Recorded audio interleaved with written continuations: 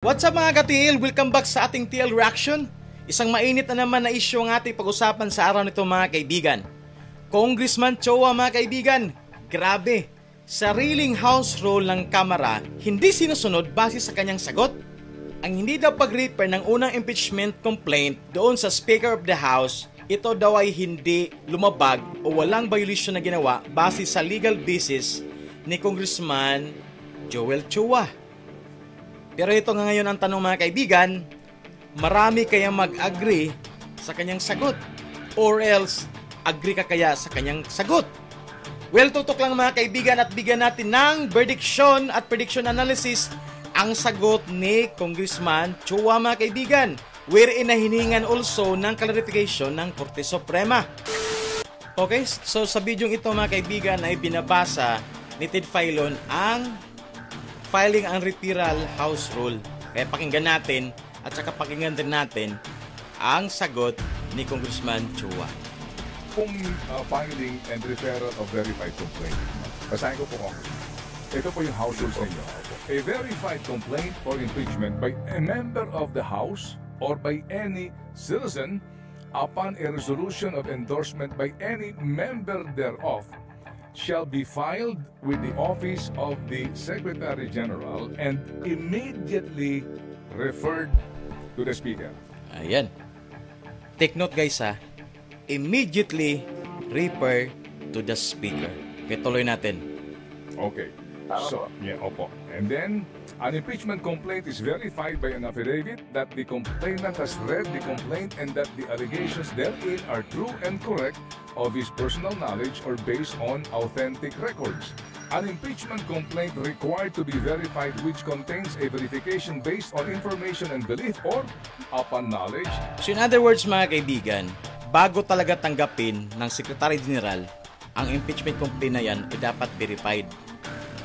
Merong pirma, may oath sa nagreklamo, tapos may stamp, lahat-lahat ng kinakailangan para maging verified ang dokumento na yan ay kailangan gawin bago niya i-accept. So in other words, kung in-accept niya, totally verified na, which ready na talaga siya para ipasa agad sa Speaker of the House. Information and belief or lacks a proper verification shall be treated as an unsigned impeachment complaint. Yan po, klaro yan, ha? The Speaker shall have it included in the order of business within 10 session days. May singit ko lang, yung tipong paraan nangyari nito mga kaibigan, yung file na December 2, 4 and 19, parang insulto yun sa kanila, no? Yung tipong, oy, yung pinahal yung tatlo na impeachment, void yun. Walang kwenta. Parang gano'n na nangyari ba? Kasi ang ni-refer lang ni Secretary General ay yung pang-apat eh. Di ba parang insulto? Insulto sa hoy, sino ba yung nag-file sa una? December 2, December 4, and December 19, right? Oh, insulto to para sa inyo. Mga pinafile nyo walang kwenta. Kasi ang pang-apat ang ni-refer ng Secretary General sa Speaker. From receipt and shall then be referred to the Committee on Justice within 3 session days.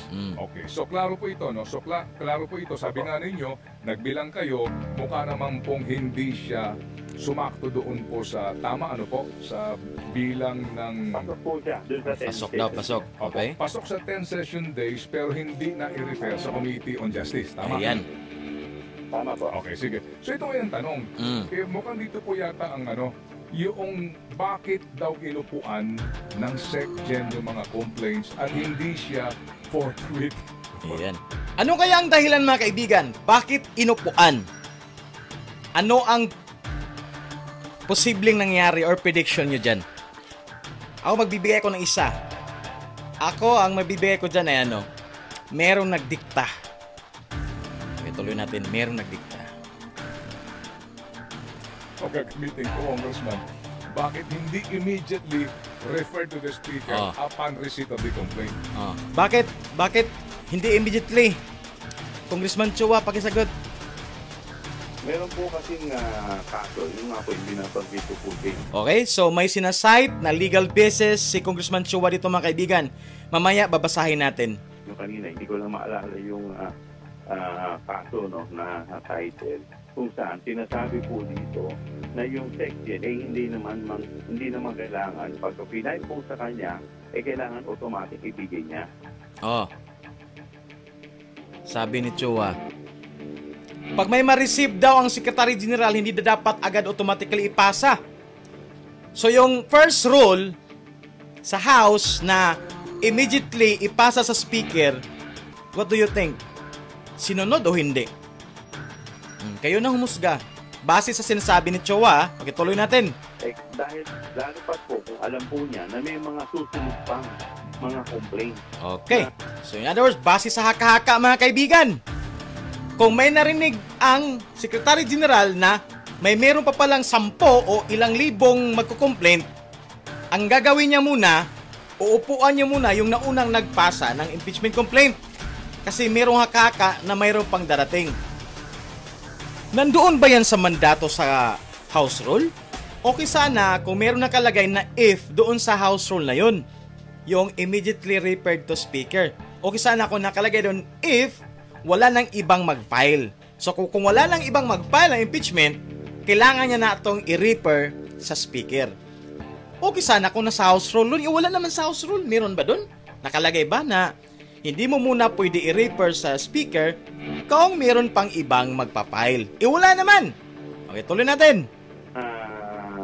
Isasubmit. Dahil kung gano'n po ang mangyayari po niyan, kada bigay na lang po niya, kada may magpa-file na lang po, tanggap na lang po siya, ibibigay niya.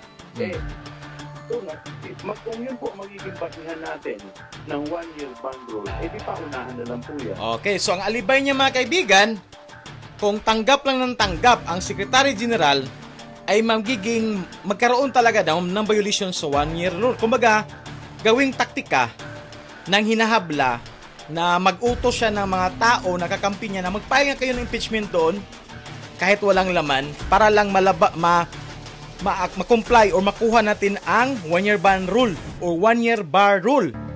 Yun ang kanyang alibay ni Chua. So, dito po kasi, ang sinasabi naman po dito, wala naman pong bilang. Bagamat ang sinasabi po dito, ang bilang ng binabanggit lamang dito ay yung 10 session day. So, yun lang po yung pakinggan natin sa sagot ni Chua mga kaibigan. Okay, klaro naman, narinig naman natin yun, di ba? So, sa ngayon, babasahin natin ang House Rule mga kaibigan. Binasa na kanina ni Ted Filon, basahin natin ulit ha. Okay? So, Rule on Filing and Referral. Rule number 2, Section 3, Filing and Referral. A verified complaint shall be filed with the Secretary General and immediately referred to the Speaker. So, kung ikaw complainant, i-comply mo lahat para verified talaga siya, ipasa mo sa Secretary, din ang mandato ng Secretary, automatically naman niya ipasa agad sa Speaker yon. So, yun lang ang trabaho ng mga kaibigan, Secretary General. I-receive niya ang complaint, i-verified niya kung na-comply ba lahat ng kailangang documents, lahat, mga stamp, whatsoever, perma, oath. Then yun na. Pag na-verify niya, okay, na-comply na lahat ng kailangan, automatically, ipasa niya na agad yan sa Speaker. So, once ma-receive na ng Speaker yan, i-include na niya sa order business within 10 session days. Then, i-refer na naman ni Speaker yan doon sa Committee on Justice. Diba? So, ano ang sinabi ni Chua mga kaibigan? Anong sabi niya? So, sabi niya kanina, hindi dapat i-refer agad sa Speaker, lalo na kung may ibang complaint pang darating. Baka kasi gawing taktika ng kalaban at matrigger ang 1-year bar rule. Yun ang sabi niya. So, ang gusto ni Chua mga kaibigan ay i-hold mo na ang referral, i-hold mo na yung impeachment complaint, kahit verified na ang complaint, kasi nga, baka daw gagamitin ng kampo ng hinahabla o nireklamo ang 1-year barrel at matrigger. Kumbaga yung tipong baka kahit sino na lang magpasa, yun ang kanyang alibay. Ito ngayon ang ating katanungan mga kaibigan, base sa sagot niya. Una, saan sa House Rule nakalagay na ang Secretary General ay hindi obligado i-refer agad sa Speaker of the House ang impeachment complaint habang marami pa siyang naririnig na mga haka-haka na may meron pang ibang magpapile ng impeachment complaint? Nasa House Rule ba yun, guys? Base sa binasa natin kanina. Pangalawa, nasa mandato pala ng Secretary General ang mag-hold, maghintay, at mamili ng mas may malupit at mabigat na impeachment complaint bago ito ipasa sa Speaker of the House? Parang ganun ang gustong palabasin ni Chua eh. So, binibigyan ng ganong power ang Secretary General. Pangatlo, saang House Rule namin makikita ang mga basihan ng sagot mo, Congressman Chua? Di ba? Yung sinasabi niya na hindi automatic ipasa, baka marami pang mag-file, baka gawin itong taktika at matrigger ang 1-year barrel. Pero ito ang tanong, sino ang nag-file sa unang impeachment, pangalawang impeachment, pangatlo? Hindi naman yun mga connivance or kakampi ni BP Sara para i-trigger ang 1-year barrel. Kung tutuusin nga mga anti-BP Sara, anti-Duterte talaga yung tatlong yun. Or else pwede natin sabihin merong nagdikta talaga sa Secretary General na tao. Ito yung take natin yan mga kaibigan. Tama ang citation ni Chua sa mga kaso ng Francisco at Gutierrez. Ayon sa mga desisyon ng Korte Suprema, kapag ang verified complaint ay na-file at na-refer sa committee, doon pa lang opisyal nagsisimula ang impeachment proceedings.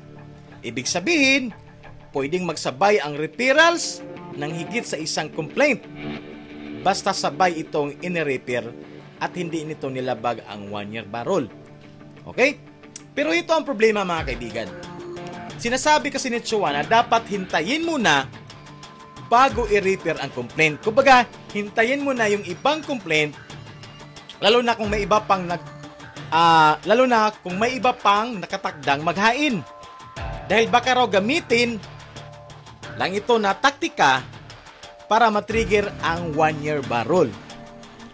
Diba? Yun ang sabi niya. Pero sa ilalim ng House Rules mga kaibigan, malinaw naman doon na sa Rule Section 3 na kapag verified na ang complaint, dapat agad itong i-refer. Diba? Bakit nilagay ang 1-year bar rule sa konstitusyon regarding sa kung pag-usapan natin ang impeachment complaint? Ang layunin nito mga kaibigan, ang layunin ng 1-year bar rule ay para pigilan ang paulit-ulit na impeachment complaint sa loob ng isang taon.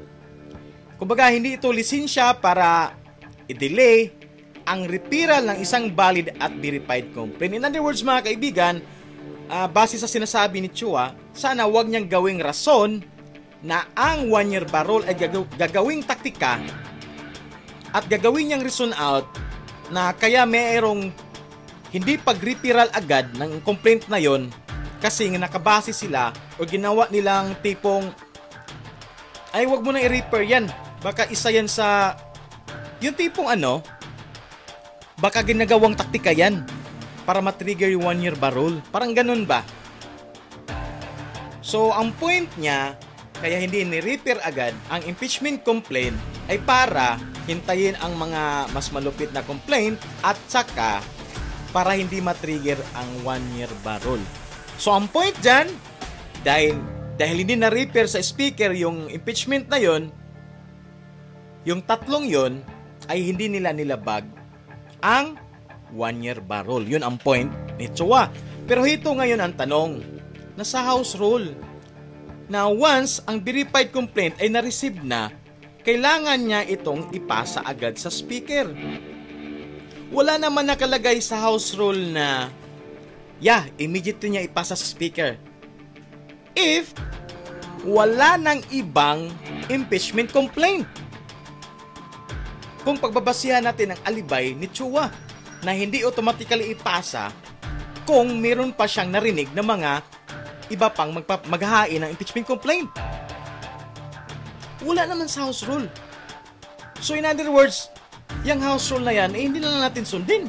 Useless lang pala yan. Or else, bakit nila hindi amindahan? Idagdag sa House Rule na yung tipong binibigyan natin ng karapatan o mandato or power ang Secretary General na mag-monitor, magsaliksik kung ano ang laman ng impeachment, kung ito ba ay mabigat o hindi. At kung hindi man ito mabigat base sa kanyang pag-analisa, ay may karapatan siya or may power siya na hindi ito agad i-refer sa House at pwede niya itong ibasura. Sana mayroon sa House Rule na ganon. Wala naman. Ang nakalagay lang doon, pag verified ang complaint, ipasa mo na agad sa House Speaker. Klaro naman doon sa ano natin, di ba? Klarong-klaro sa kanilang House Rule. So, hindi nila sinunod. Or yung tipong kumbaga yung tipong hindi lang nila nilagay. Nasa isip nila yon na gano'n yung role nila pero hindi lang nila nalagay officially. Parang gano'n. Diba? So ito yung masabi natin dyan. Bakit mali si Chua? Base sa House Rule tama naman yung citation niya. Tama yung pagbigay niya ng legal basis doon sa Francisco at Gutierrez. Ayon sa desisyon ng korte, kapag verified complaint na i-file o na Reapers Committee, doon pa lang magsimula ang impeachment proceeding. Kumbaga, ibig sabihin, pwedeng magsabay ang referrals ng ilang complaint basta sabay itong i-refer sa Speaker para hindi malabag ang 1-year bar rule. So, ang ibig sabihin nito mga kaibigan, yung unang complaint, pangalawa, pangatlo, at ay isinabay nila sa pang-apat.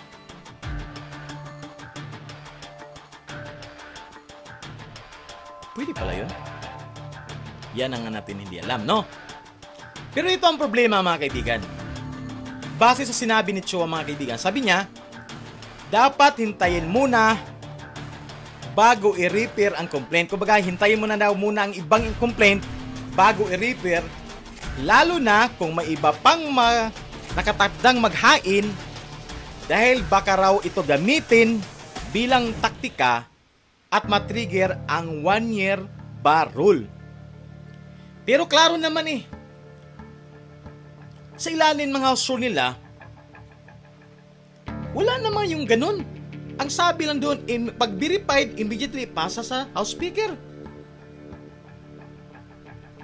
Hindi naman sinabi doon na kahit verify pa yan, kahit immediately pa yan ipapasa mo, kung mayroon pang ibang mga magpapile, kailangan mo munang hintayin. Wala namang ganung mandatong binigay na power sa Secretary General. Diba? So ito ngayon yan. Ito yung mga kaibigan. Ito ngayon yan. Kung susundin natin ang logic ni Chua na kahit verified ang complaint, pwede hinding galawin at antayin muna kung may darating pang mas malakas na impeachment complaint. Para ang mangyari nito mga kaibigan ay ganito. Ang speaker or ang leader ng House ngayon ay parang yung tipong namimili na lang kung saang impeachment complaint ang mas may mabigat at mas malakas ang reklamo. Diba, do re mi fa sol ti do ba, no? Namimili na lang. Or else, yung tipo nga parang dinidiktahan ang Secretary General. So may nagpasa, O tinawag or nag-report siya nga, boss, may nagpasa dito. Check mo kung mabigat ba ang kaso. Baka hindi. Ay, hindi mabigat, boss. Okay, hintayin mo na natin yung ibang complaint. Lang yung pang-apat kasi mabigat yun. Sige, boss. So, anong gagawin natin dito, boss, sa unang impeachment, boss? I-hold mo muna yan. Base na rin sa narrative ni Chua. Ganon ang nangyari. Di ba? Ganon ang nangyari. So, ano yung verdict natin regarding sa sinabi ni Chua, mga kaibigan? Sabi niya, hindi dapat i-refer agad sa speaker lalo na kung may ibang complaint pang darating.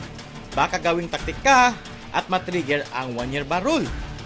So ang gusto ni Chua, i-hold muna ang referral kahit verified complaint pa ito, baka gamiting taktika ng grupo ni VP Sara. Di ba? Pero bakit mali yung kanyang ginawa? Ang basis lang natin itong mga kaibigan ng house rule. Hindi naman tayo nagmamagaling dito, nakabase lang tayo sa house rule. So una, para sa akin, base lang to sa analysis natin mga kaibigan. Una, hindi naman trabaho ng Secretary General na manghula. Yung tipong may nagpasa na impeachment, hold niya muna kasi, ay hold ko muna to kasi I'm sure meron talagang darating na iba pang complaint. So yung unang rule pa lang regarding sa ipasa immediately, nilabag na. Nakalagay naman sa rule nun basta verified, lahat-lahat na comply, then ipasa agad sa speaker. Hindi naman yung tipong nakarely siya sa intensyon na nag-file ng impeachment. Kumbaga yung tipong it's not regardless kung sino ang nag-file. Kumbaga dahil ang nag-file hindi mo kilala, hindi uusad yun, hindi mo ipapasa sa speaker. No. As long as na-comply niya, na-verified yung complaint niya, kahit sinong tao pa yan, dapat aksyonan ng Secretary General ipasa sa Speaker of the House. So, ang nangyari talaga niya mga kaibigan, nagkaroon talaga ng delaying tactics. Hinintay talaga nila ang pang-apat na impeachment complaint. Hinintay nila. So, ngayon, ang abangan natin dyan kung ano ang desisyon ng Korte Suprema. Ang masabon lang ba dyan ay si Secretary General Velasco? Actually, maraming hiningi na kasagutan ang Korte Suprema, hindi lang yang regarding sa 1-year barrel or anong nangyari sa unang impeachment. Ayan. Kung pagbabasihan natin talaga mga kaibigan, yung mga alibay na sinasabi ni Chua ay wala sa house rule nila.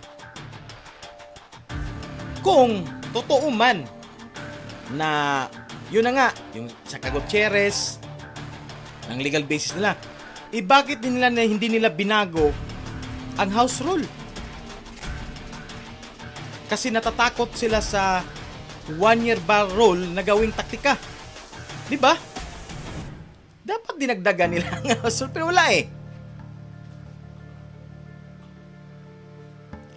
So ano ang verdiction natin sa ginawa ng Kamara? Sa akin lang to sa akin lang, hindi naman tayo abogado, pero sa akin lang, base lang sa ating mga analysis, okay? Una, nilabag talaga nila ang House Rule. House Rule Section 3. Nakalagay doon, na kapag verified ang complaint, ito ay dapat agad i-refer sa speaker. Pero anong ginawa nilang Chua? Pinatagal. Hinintay pa ang pang-apat na impeachment. Di ba? So, klarong-klaro, nilabag ang house rule. Wala naman ibang house rule eh, yun lang naman. Simple-simple naman, ang simple-simpleng intindihin. Kahit sinong magbasa, maintindihan talaga.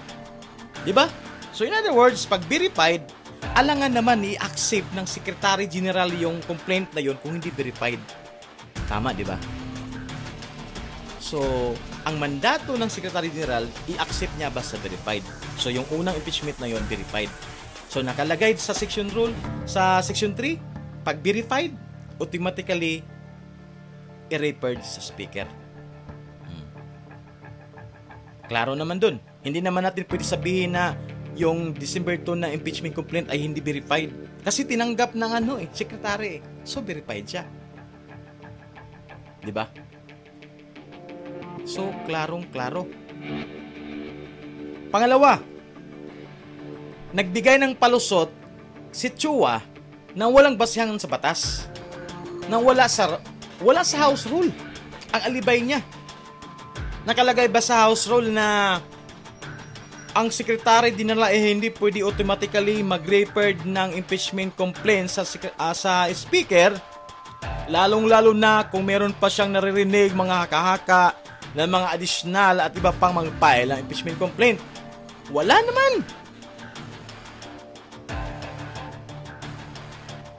Ang referral ay hindi dapat i-delay dahil sa question mark na what if meron pang magpasa? What if meron pa? Wala kasi sa house rule. Pangatlo, anong dahilan? Ito yung prediction natin. Posibleng may nagdikta at mayroon talagang political motive. Meron talagang political motives. Klaro naman sa rules, sa house rules. Bakit hindi agad gumalaw ang Secretary General? Ito ang tanong. May nag-utos ba? Or may humarang ba sa December 2 impeachment complaint na yun? Yan ang tanong mga kaibigan. So yun yung ating analisa regarding sa sagot ni Chua na hindi automatic ipasa agad. Baka kasi gawing taktika matrigger ang 1-year ban rule. Yun ang kanyang plot. Ito ang tanong natin mga kaibigan. Yung sagot na yun din ba ang sagot niya sa Korte Suprema? No? Yun kaya yun?